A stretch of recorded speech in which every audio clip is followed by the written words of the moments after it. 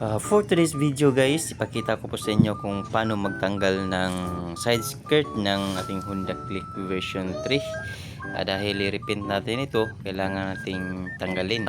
First time kong gawin ito, so subukan natin kung makaya ba sa ating powers. So may screw dito banda, tanggalin lang natin. Gamit tayo ng screwdriver. Itong color blue guys, dahil hindi makaya sa ating kamay, gumamit tayo ng flares para matanggal siya. Ipitin nyo lang sa flares at matanggal na yan. So ito na, dandahanin lang natin para hindi ma-damage.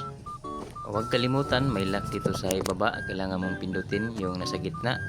Then pagkatapos sa ibaba guys, kunin mo sa loob yung lock nya para matanggal na lahat. Hindi naman siya mahirap tanggalin. So pagkatapos dito, punta tayo sa kabila dahil tanggalin din natin ito.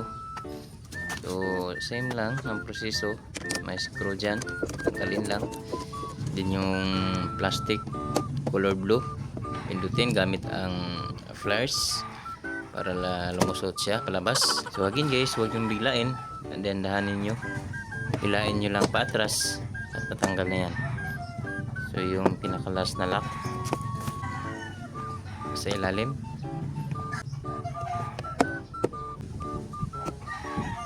dali lang, tanggal na lahat. So ito na guys, sobrang dumi na. So that's it for today.